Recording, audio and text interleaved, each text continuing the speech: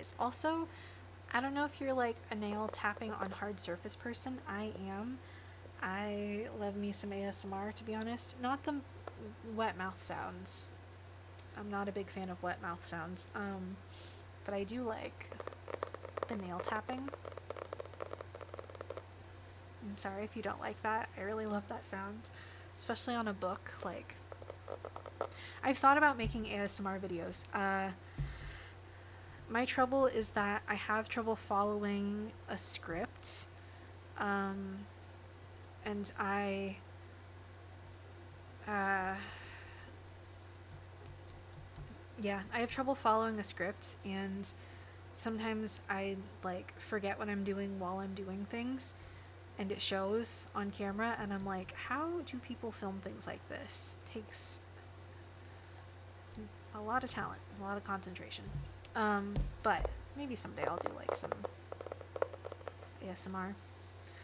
I tried a few months ago, but it's a really cringy video. Did not turn out how I thought it would. Anyhow, let's read some story. If anybody's down for a little bedtime story. We're reading a very cute, very wholesome story and stuff that I thought made me feel like, reminded me of childhood, and I liked it. It's called The Woodland Dragon Chronicles. This is just the first book, and so far we're in the prologue. Have not even left the prologue, where I think last we ended Miss Tittles, the bunny. I should go back to the OBS screen where I can actually see what I'm pointing at. Let's do a recap for all the new guys that's joining us. Yes. You can figure things out as you progress. So Miss Tittles is right here. She's a bunny, and her and Frederick, her rat friend, were traveling through the forest after finding this dragon's egg. They don't know it's a dragon's egg yet. They know it's an egg of some kind, but they're bringing it back to her house for safekeeping, and we don't know this character yet. We've not met him. We have heard of, but I don't think the characters themselves have met. We heard of a bird, a rat, and a mouse a bird, a rat, and a cat that's a pirate that is found in this illustration here. So the bird in the corner that fell out of a tree, the rat friend, and the pirate with a peg leg, who are also following Miss Tittles and Frederick with the egg, and they want to basically take it for themselves and sell it. So we're in there and stuff. And right now, Frederick and Miss Tittles are just kind of like traveling back to her house. So, yeah, we're picking up from there. There is, how long is there to the prologue? There's, oh, not long. It really is its own chapter. Sometimes prologues are like nice and short, and sometimes they're like a full ass like chapter length like section of the book. We're on page 7, and the prologue ends on page 11. So we've got a little bit. I do sometimes stutter as I read, so stick with me. Sometimes that's a thing with ADHD for me. Sometimes like my brain will be moving so fast that my tongue can't quite catch up to it, or the thoughts are just like going and shooting through my brain so fast that I like trip and tumble and stumble over my words. So, though I do that as I speak, so you guys have probably already heard me do that tonight, but as I read, sometimes it happens more as I focus, but we'll get through it. Don't sweat it. Thank you. It's the reason why I hated reading out loud in school, when they're like, let's go in a circle and everybody read a line from the book, and I'm like, I fucking hate this. Like, I don't want to read a line from the damn book. That plus anxiety, like, you rehearse your line over and over again. I also went to slight story time. I went to a Bible school as well, growing up, a private school, and on our Bible class, we'd have to read chapters of the Bible in the class, and we'd have to go around in circles and be like, everyone reads 2 or 3 lines or something like that. And I'd start counting like how many people were in front of me and how many lines were before mine, and I'd like count the lines and practice them in my head over and over and over again. And if you grew up with the Bible or anything, you know that sometimes they throw names in there that like you don't know how to pronounce. and that the teacher probably doesn't know how to pronounce either. And so if you happen to get one of those lines that had a whole bunch of like happen to have terms or something you weren't familiar with, you'd like be sitting there trying to practice it so you didn't feel like an idiot when it came to your turn. Anyways, school things with anxiety. But no, we'll read some of the chapter book. Okay, so where we left off, the cat and rat and bird were all discussing how they're gonna follow Miss Tittles and Frederick to get a chance to get the egg and then double the price so they can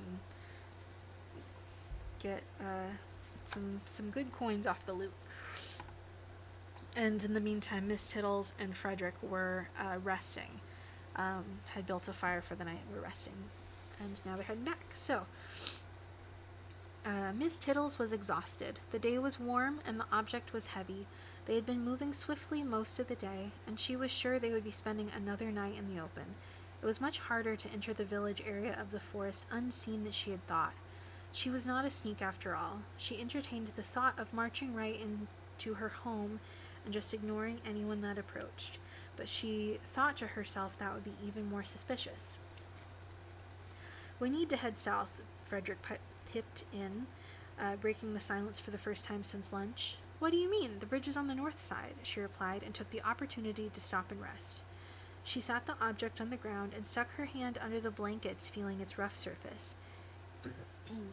Sorry. It was warm, and that made her happy, if it was indeed an egg. Yes, Miss Tittles, but if I understand correctly, you're dodging our friends. We need to go directly to your house, which is on the south side. We will have much more trouble coming in from the north. There are homes there. Miss Tittles considered his suggestion, and as usual, with matters such as this, he was probably right. Though she was worried about crossing the creek with the large object in the south, as there were many deep pools. Giving him a nod of approval, they went off again, veering south. Frederick scouted ahead as he had most of the day, holding up a closed fist if he heard or saw something. They had a few close calls that evening.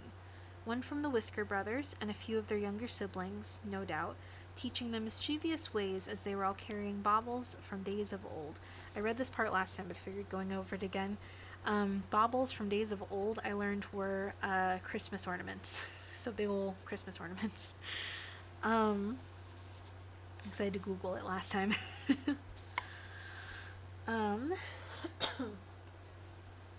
Let's see. Where they found these things, Miss Tittles did not know, but it did pique her curiosity. Moving on, it was soon getting dark, and in the distance they heard the rumble of an approaching storm. A heavy wind began to sway the treetops, and a cool breeze served as a relief from the day's heat. They were nearly there, perhaps 2 hours from their destination, when Miss Tittles suggested moving onward into the night. No, my friend, Frederick said with much seriousness. He was looking about intently, and then spotted a recently fallen tree and pointed. There, we should take shelter. Oh no. Quickly they moved to it, and Miss Tittles went beneath its branches to clear space to sit while Frederick threw hands full of leaves over the top to protect further against the rain. Once inside, they sat silently for a moment, listening as the sounds of thunder moved closer. It began to rain lightly, and the water was rolling down the leaves and branches, keeping them dry. And then it shows this cool little illustration here. Oy, I hope you can see this. So this is their shelter for the night. Yeah. Sorry, bumped the mic. Or bumped the mic stand. My bad, Mike. Cool. There we go. Why did we not try to make it home? Miss Tittles finally asked while pulling some snacks from her pack. If it began to rain heavily, then the creek would have risen quickly. Very dangerous. Frederick gave her a knowing look as he took a very scrumptious-looking chunk of cheese from her. Ooh, cheese sounds good. These kind of books always make me want, like when they're like, they took a chunk of cheese or like a bite of a chunk of cheese and a loaf of bread. I'm like, God, that sounds great right now.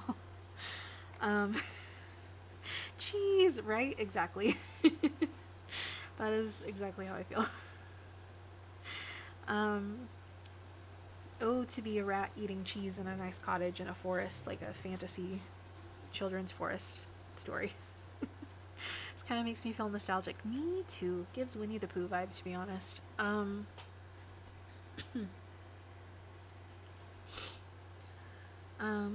Thinking on his response, she sat in silence. His knowledge of the wilderness may have just saved her life. She smiled to herself and was thankful for his friendship, no matter how pesky he could be at times. Aw.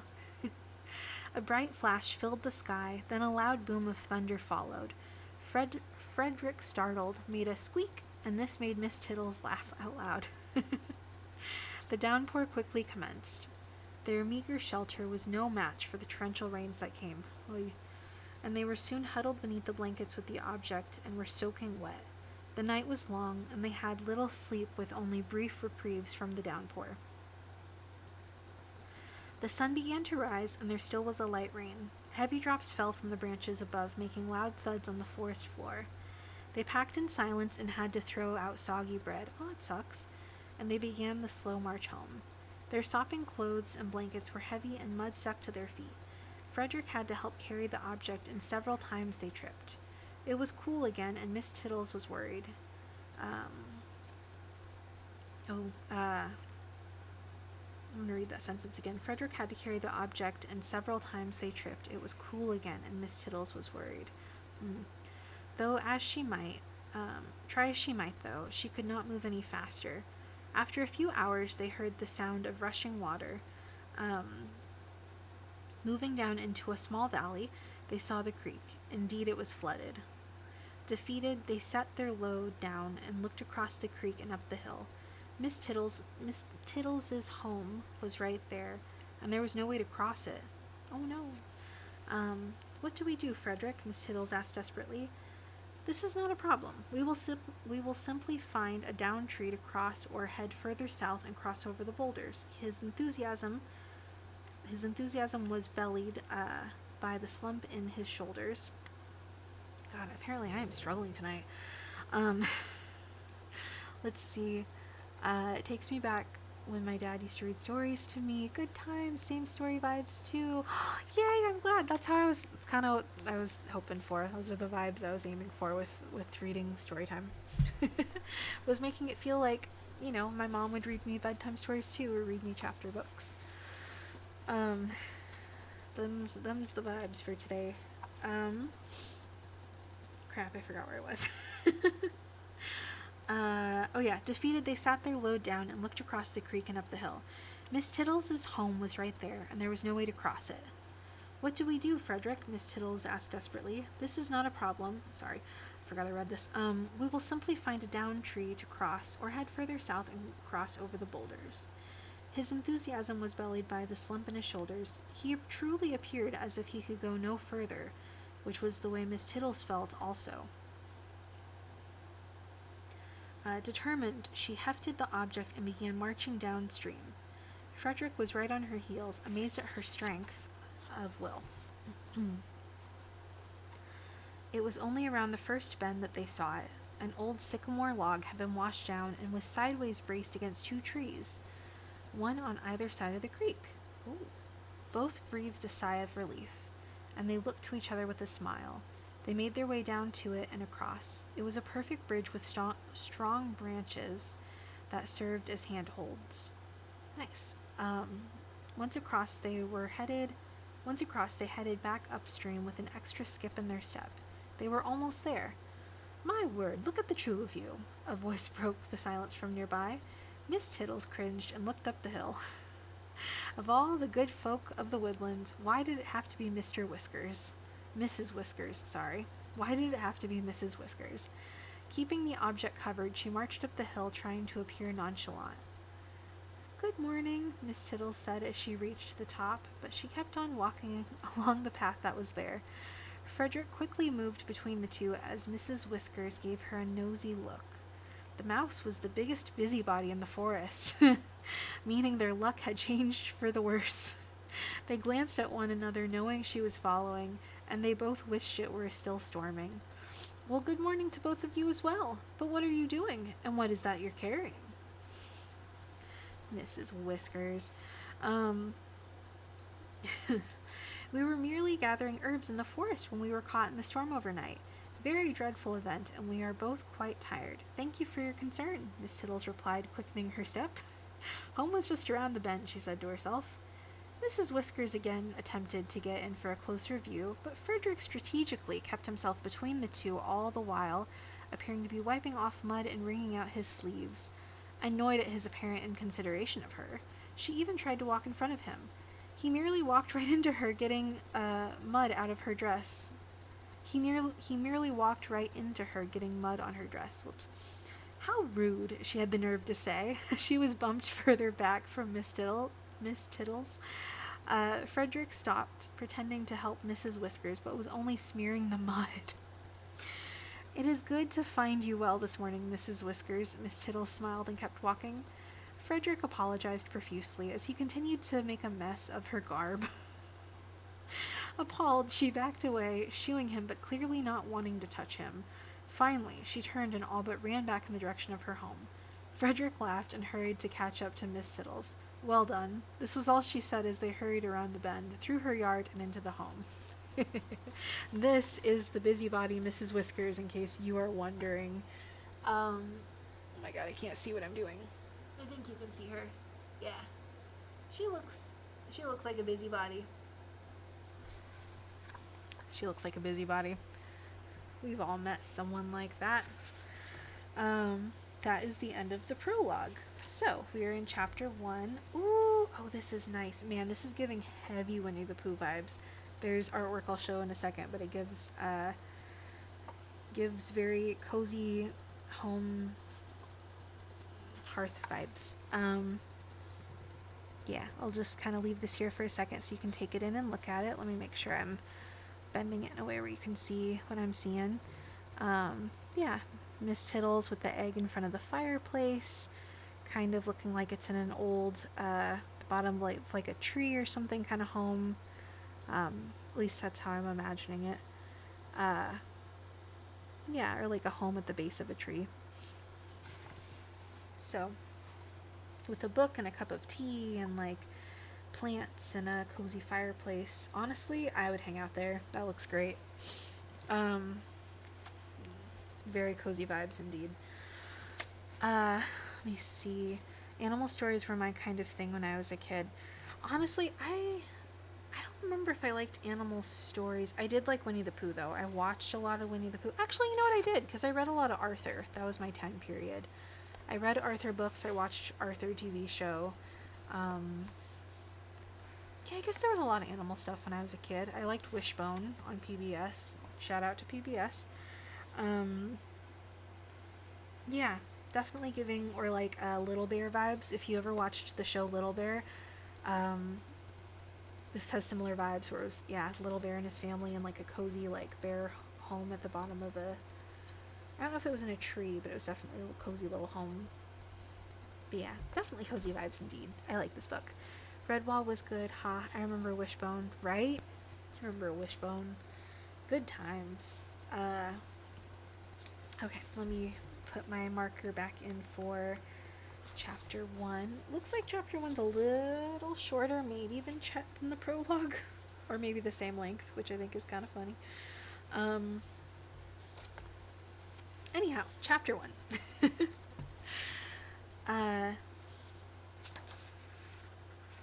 Let me see. This also, the chapters break up into pieces, so let me see where the next break up is. Oh, that was just for the prologue. JK. So it looks like the chapters are... There's no breakups in chapter 1. Okay. Anyways, yes. It was early in the morning, and Miss Tiddles stretched and yawned as she made her way over to the fireplace. Even though it was summer, she was keeping a small fire going.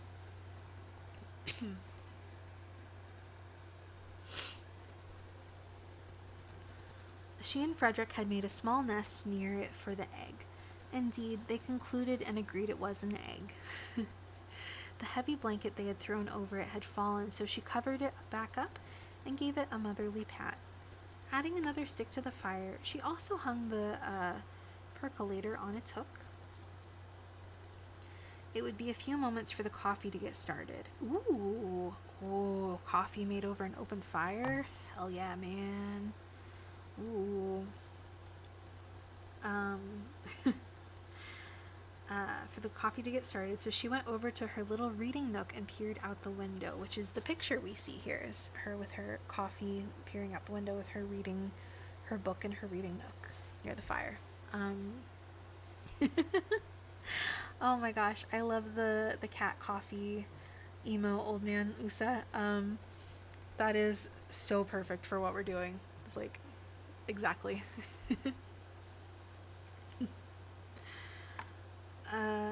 There she was, Mrs. Whiskers, on her famous early morning walk. Miss Tittles and Frederick had become shut-in since returning from their last trek into the woodlands, and this did not go unnoticed. Miss Tittles sat in her chair and picked up a book. She was pretending to read as she kept an eye on Mrs. Whiskers.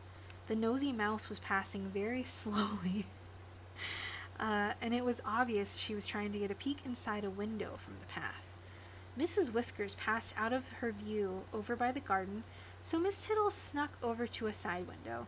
There she found that Mrs. Whiskers had stopped and was shaking her head in disapproval at her garden. What a rude lady. Chill. It's not your garden. Miss Tittles was slightly embarrassed at the shape of it. There was squash choking the radishes, the tomatoes were drooping, and her prized carrots were in miserable shape. She made a mental note to spend some time out there today. It sounds like Mrs. Whiskers needs to get a life. Alright. She heard a voice and then looked up to see Professor McCrum approaching Mrs. Whiskers. She couldn't hear what they were saying, but it appeared as if he were leading her away. Nice. Good. They were talking and heading away when the professor looked back over his shoulder. This confirmed to her that he had led Mrs. Whiskers away on purpose. What a good friend, she thought to herself, as well as drifting off to thoughts of fondness. Miss Tittles suddenly became very aware that she was still in pajamas and had yet to do anything with herself. The coffee was percolating, so she went to the fireplace and shoved some of the burning sticks back to reduce the heat. Then she headed to the back room to make herself presentable for the day. As she was getting ready, she heard Frederick stirring. The aroma of coffee no doubt aided in his waking. I mean, mood. Same. Sorry. Since moving to the woodland several years ago, he had never really made a home for himself, but since they became friends, he had been using her spare room. She didn't mind, as it was an arrangement of convenience. They were a good team, he with his survival instincts, wise insights, and fondness for roaming and her with a thirst for knowledge and adventure. She finished up and headed back out to the main room. "Good morning, good sir," she said as she approached and sat with him at the table. Oh my god. She was delighted, there we go, to see that he had already poured her some coffee. Oh, it's so nice of him, and make it just the way she likes. "Thank you so much." Yeah, he quietly responded as he sipped his coffee. He was peering at the kitchen window intently. She followed his gaze and noticed that Cindy the gopher and Sheila the skunk were passing by. They had more than a little interest in peering over at them. Even though they couldn't hear them, it was easy to tell what they were saying by their glances and disapproving shake of their heads. Man, this town really needs to mind their business. God. What are they doing all the way over here? They do not even live nearby. Miss Tittles was more than a little annoyed, but what was she to do? She and Frederick were in fact being antisocial since their return. "Such a little lady, such a big mouth," Frederick grumbled, and she knew that he was referring to Mrs. Whiskers. "Well, I think I know how to curb some of the curiosities. I will head out today." "You dare?" mocked Frederick, and they both shared in a giggle. Your friends will ask many questions, I think, and your well-being will be checked upon by friends you didn't know you had. Yes, yes, but it is high time I address some rumors and settle the masses. I will I will brave the inquiries and head to the library. I have several books to return and will get some more, Miss Tittles said with determination. Indeed, she must head out today. They sat for a while longer, finishing their coffee and having a bit of breakfast. Miss Tittle spoke of her reading and how she had yet to find any mention of the egg or even anything closely resembling it. Frederick suggested, and not for the first time, asking the librarian for help. Miss Tittles was beginning to consider it. Emily Rosewood knew everything from every book in her library. However, most of it was fiction. After breakfast, they both set to tasks for the day, and soon Miss Tittles was out the door and headed to the library. Her pack was filled with books, and she had more cradled in her arms as she hurriedly made her way down the path. The closer to the library she got, the more homes and folk she began to see. She had received several curious glances and a few good mornings, but no intrusions were forthcoming. Interesting, she thought to herself. She was sure that she would face several lines of questioning before reaching the library, but she was almost there. Apparently, no questioning, the town just likes to gossip and look in her window instead. Interesting tactic on the town's part. They're curious, but not curious enough to ask questions.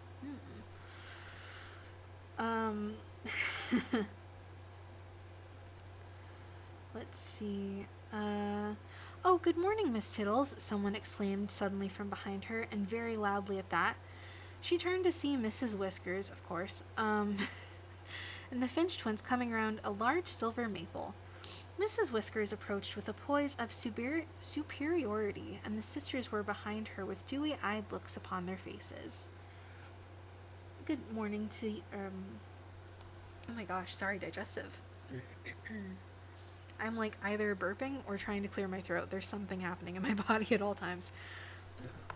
Gonna take water. Gonna drink some water.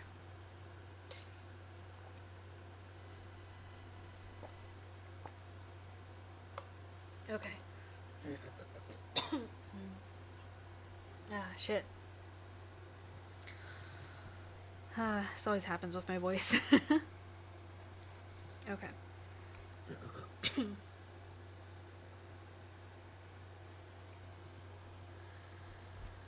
Alright, so... Good morning, Mrs. Whiskers. To you as well, Marley and Marla. Those are cute names.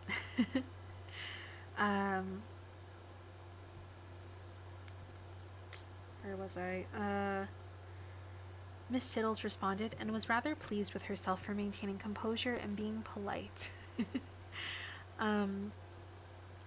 Mrs. Whiskers continued, almost not letting her finish her greeting.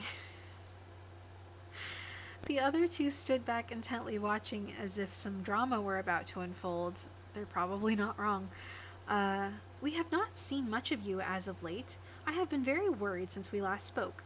You did seem to have a dreadful experience. Are you all right, dear? Why, yes, of course. I thank you for your concern, Miss Tittles began to respond, but Miss Whispers kept on. Damn. Oh, that is very good to hear. Now I, of course, understand that being caught in that storm must have been traumatic, but we didn't get to finish our conversation. You mentioned gathering herbs and came back with a very large bundle. Observant, aren't we? It seemed a very large load for herb gathering. Might I ask what sort of herbs did you discover? She enunciated each very large in a not so subtle and obnoxious manner. Actually, they were roots. Miss Tittles and Frederick had come up with an answer. Miss Tittles and Frederick had come up with this answer in anticipation of this very line of questioning, and it seemed to have the desired effect. Mrs. Whiskers seemed to deflate. The twins frowned at Mrs. Whiskers' back and began to walk away. It was clear to them that large roots could explain a larger bundle, and they needed no further convincing. Well, what kind of roots? Now that you have me curious, do tell. Girl.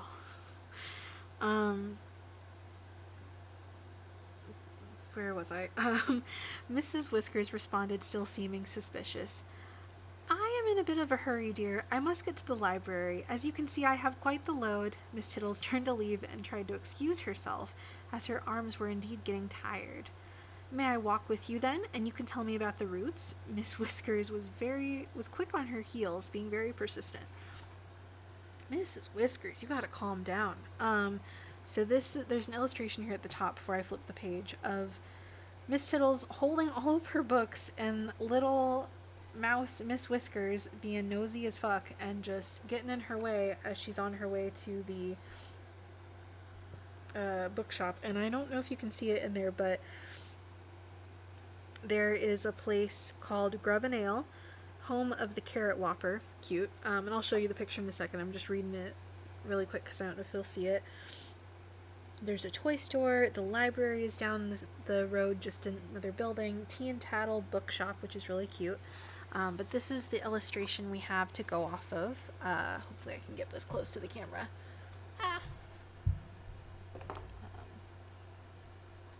Yeah, so the library is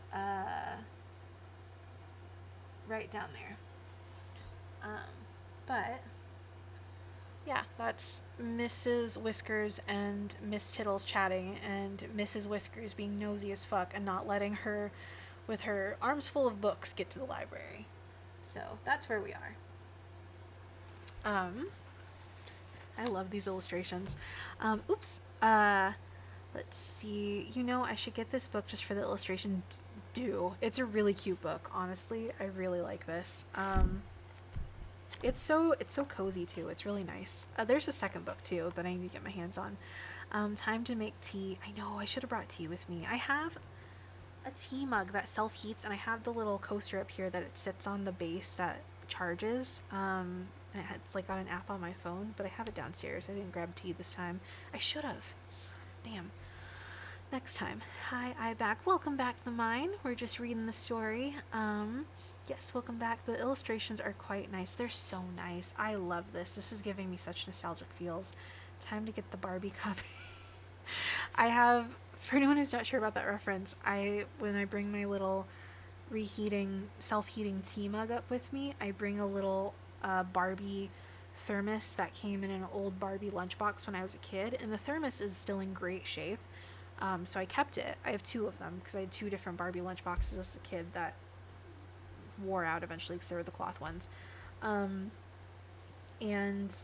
they're both in great shape. I still have them. I made sure to save them, and I like to bring it up with me because it's like exactly a cup size worth of tea since it's a kid's mug.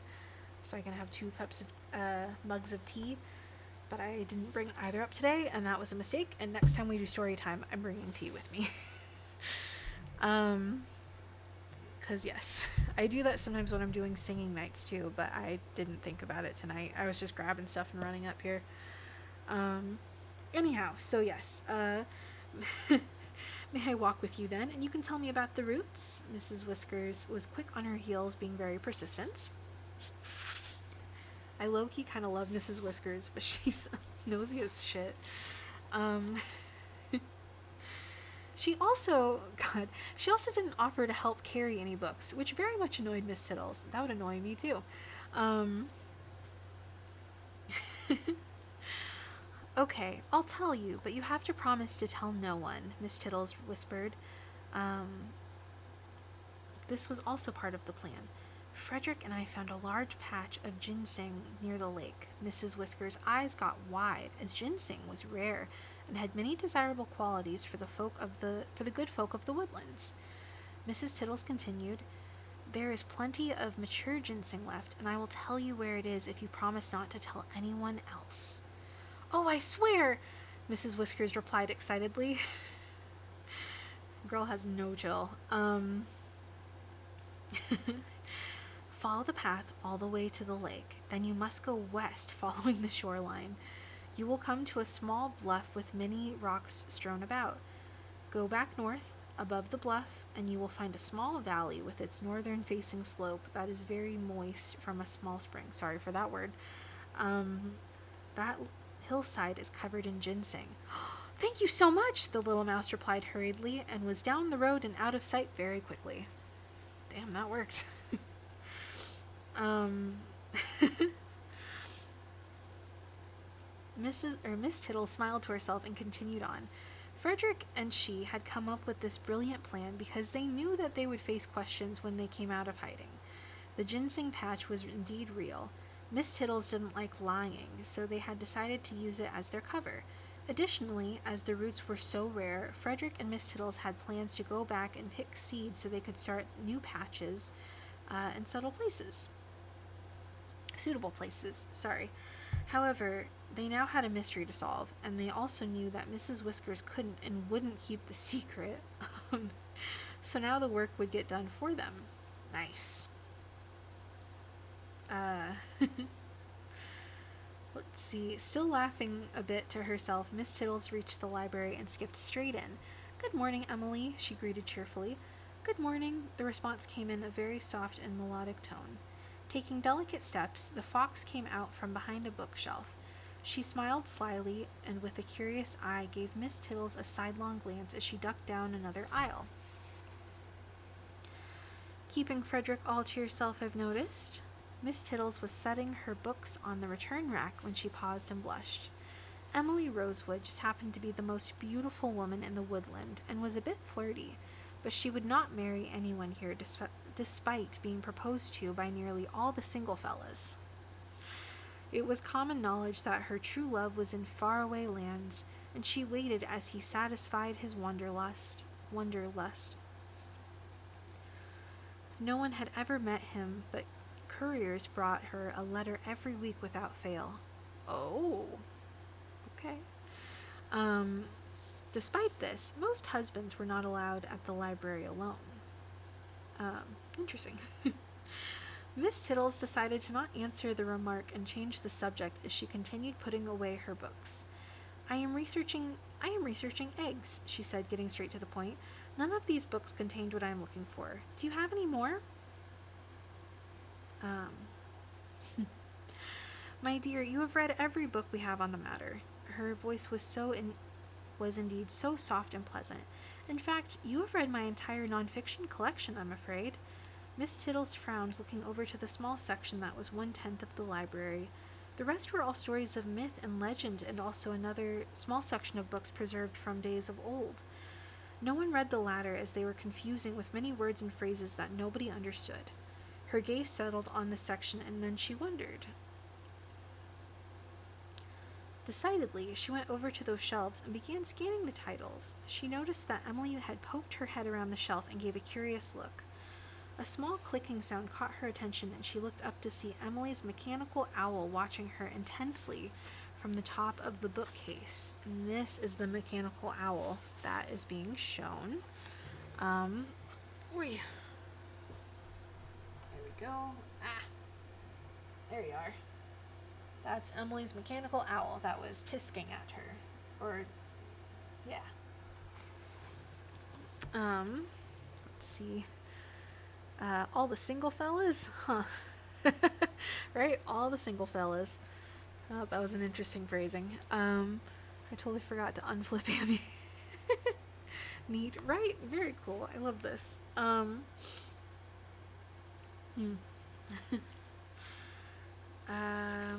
was on this page. She ignored them and kept looking, and after several minutes decided there was nothing there that would help. Many words she didn't even understand, and certainly nothing that indicated it would contain information on eggs. "I am not sure what more you need to know about eggs, but I was thinking of you and picked a few things out I thought you may find interesting." Again, Emily's melodic voice drifted across the library, and Miss Tittles wondered if she had to speak to everyone in such a manner. But still her curiosity was piqued, so she went over to where Emily had moved to a bookshelf. The mechanical owl flew after her and landed on a nearby desk. "That is very thoughtful of you, Emily," Miss Tittles said as she took the books and gave the little clockwork creature a suspicious glare. There were 3 books. The first was titled Creatures of Legend, the next Monsters and Phases of the Moon, and the last one was The Birth of Magic. Before Miss Tittles could say anything, Emily Rosewood simply said, "Just look them over." pardon me. Then she wandered off to a back room, and her little owl followed. How odd, she thought as she glanced over the books. She was unsure how these would help, but she was just about at a dead end. At least they would make an interesting read while she considered her next step. With that, she said farewell. Not receiving a response from the back room, she headed home. Also, because it provides artwork, this is Emily the Fox handing Miss Tittles the books in the corner. There we go. Yeah. Hopefully I'm giving you enough to see. There you go. Alright. I'm trying really hard, but my camera, I can't like see under the book super well. But that's Emily the Fox, the one who's got a whole bunch of suitors, but has a love in a faraway land sending her letters. Mysterious. I kind of hope we get to meet that character. Sounds cool. Oh man, this chapter is going fast. We're almost done with chapter 1. Alright. Again, she came across many that merely nodded or gave, she headed home. Again, she came across many that merely nodded, or gave pleasant greetings. Aside from her altercation with the busybody, her outing had been enjoyable. She then decided to give more credit to the fine folk of the Woodlands. Turns out she didn't need to worry about rumors and gossip near as much as she had thought. Perhaps it was her own paranoia playing tricks on her. She was, after all, the one that had been sneaky in the first place. She shook the notion from her mind and reminded herself that she was being cautious, not mischievously covert. Returning home, she entered hurriedly and went to her reading nook. She sat in her chair and pulled out one of the books randomly from her pack. The Birth of Magic. She read the cover to herself and had a sensation of wonder at what stories the pages held. She heard Frederick enter the kitchen area from his room. What? Oh. What? No hello or how are you? He said from just around the corner. She could hear him pouring water. She ignored him, pretending to read and trying to hide the grin on her face. She knew he was curious about her outing and would soon be asking questions. A moment later, he emerged from the kitchen with 2 cups of hot tea. He handed her one, then leaned against the archway of the nook while sipping his tea in silence. She nearly burst out laughing and raised the book to cover the smirk she knew was played across her face. Hi, how are you? He broke the silence, and she couldn't hold it in any longer. She burst with laughter and had trouble containing herself. Quickly, she set her hot tea down so that it wouldn't spill.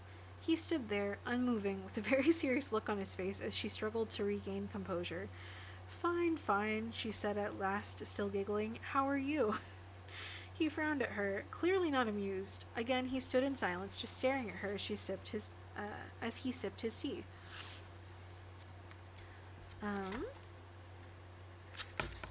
The Battle of Wills continued as she picked up her tea and stared while sipping as well. She's a little troublemaker. I like it. Well, this is just absurd. Come on and out with it, Frederick grumbled and shuffled back and forth in frustration. Giving her one final laugh, she began recounting her tale. They both chuckled together when she talked about how their plans seemed to work perfectly. She also talked about how everyone else was pleasant and that she felt foolish for not giving their friends more credit.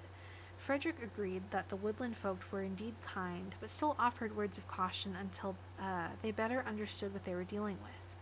Finally, she spoke of her time at the library. Emily inquired about you. Ooh, she said, giving him a playful look and bat of her eyes. He blushed and waved his hands at her. Oh, knock that off. So, what are the books? His face flushed. Cute. He tried to ignore her and looked at the books she still held in her lap. It was open to a page that had a sketch of a dragon. There also seemed to be a lot of information about them. Well, this book is titled The Birth of Magic. She read a few lines and made a sound that conveyed her interest. It seems this book talks about the first creatures that were born when magic entered our world. She flipped through a few pages and read out loud. Griffins, basilisk, and unicorns. She then flipped back to the page on dragons. That's all nonsense. Even if that held any truth at one time, they're all long gone. Even though he displayed skepticism, he still intently stood over her, peering at the pages. She went on reading to herself for a few moments and repeatedly made sounds indicating her fascination. Then, several minutes later, Frederick asked, "What's that?" "What is what?" she replied with curiosity of her own. "The picture," he said, pointing. "Well, according to this, dragons were supposed to be guardians of magic. By this description, this is a picture of a mountain dragon. Not that. That." He pointed more specifically to the detail of the background in the sketch. With a quick jerking motion, she raised the book closer to her face, then jumped to her feet. There it was, very small in the picture. Behind the dragon in the mouth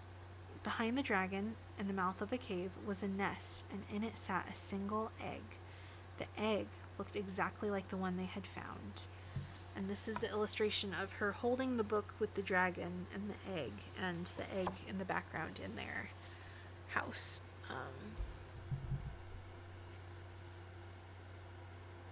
Yeah. Ooh, there's a dragon egg. Dun dun dun. And that is the end of chapter 1. Gosh, what time is it? We've only been streaming for 3 hours. Why does it feel... Oh, because I started later. Because I usually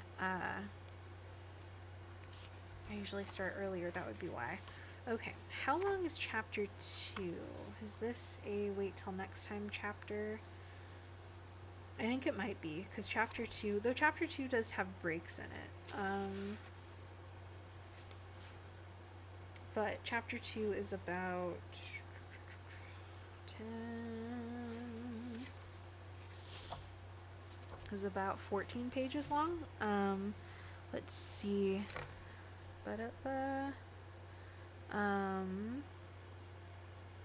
End of chapter 1? That soon? How many chapters does it have? Sorry, I don't know why I was reading that in storybook voice. Still sorry.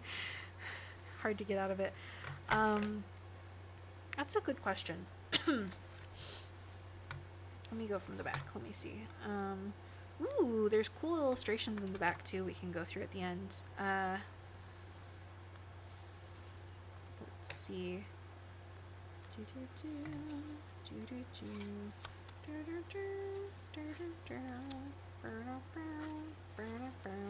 It looks like there are 7 chapters to the book. So, not too terribly long. That's a really short book. Nice. Yeah, there are 7 chapters. So we got through chapter 1. I'll keep listening to 2 if you're up for it. I'd be down. Yeah. Let's see. We've only been streaming for 2 hours, so I'm down to do another chapter. Let's do chapter 2 and then call it from there, because that was a pretty quick read. Chapter 1 was only, that was about 10 pages, but that went by pretty quickly, I would say. In between last ads and this one, finishing prologue and then this. Yeah, I think we would have time to do chapter 2, and then after there we'll call it for this evening. But ads are in 4 minutes, so let me see. Your call, Sammy. I'm down. Hell yeah, sounds good. And also, I know it's late where you are, KB, so if you have to go to sleep or something, just let me know. I totally understand. I don't want to keep you up later than you are. Especially like with school and all that stuff and like traveling. I don't want you to like burn yourself out and stuff and not get sleep. But if y'all are still down, then yeah, we'll do another chapter. I'm invested in the story. I'm very curious about to see where it goes. And it's like a nice quick read. And it's fun to read. Ads are in 3, but I think I can make it through... some of the page before we get there. Yeah, let's do it. Okay. Alright. Oh, and we'll start by showing a picture of Frederick holding it looks like a sword. or something like a homemade spear or something. The egg in the background with a blanket around it, on top of a pillow slash blanket in the living room. So we've got. Wait, let me make sure you can see this picture. I don't want to break this book because it's not mine. But I'm trying really hard to make sure you can see the picture. Nope, wrong way. There we go. There we go. There we go. I'm trying really hard to do this. Yeah. Cool. So that's Frederick with the egg. Make sure you can see that. The egg in the background, and yeah. Trying to make sure I give you sufficient time to look at the picture too. But I'm also like working backwards in the viewfinder, and I'm like, I'm doing this right? Very nice, right? Aren't these illustrations cool? I love this. Alright, yeah, we'll start this. Miss Tittles was hectically moving from room to room in her home. She was stuffing her pack with an extra dress, travel blanket, and days worth of food. Frederick was on her heels every step of the way. But we can't just leave a dragon egg here, he almost yelled in panic. We aren't. You must stay and guard it, she replied in a hushed tone. Oh no, no and no. We need to get out of here. We need to get it out of here. Again, his voice was raised louder than she liked. We don't know where to go, she said while shushing him and continuing her hurried packing. Then where do you think you're going? Frederick was a little annoyed at being shushed and seemed very confused. We need to make a plan. What we need is help. If we knew how to find Evelyn, we haven't met her yet, we would hand it straight to her. But as it is, thank you for snoozing, Katie. I appreciate it. Let's see. It's a little annoyed being if we knew how to find Evelyn, Aveline, Aveline, Aveline, I think, maybe. Let's see. We would hand it straight to her, but as it is, I must go where I know we can get some answers. I will go to Crescent Hill. That old crow, what is he going to do? Make a dragon egg disappear and we never saw it potion? With a very stern look, Miss Tittles stopped and looked him in the eye. She was scared, and Frederick could see that now. He composed himself and gave a sigh of acceptance as he looked to the egg. What the heck is happening? Hold on a second. What is going on? Wait a second. Mooney, what the heck? Wait a second. I just see Raider from Simply Mooney and a whole bunch of emotes. What on earth did I miss? Welcome in, everybody.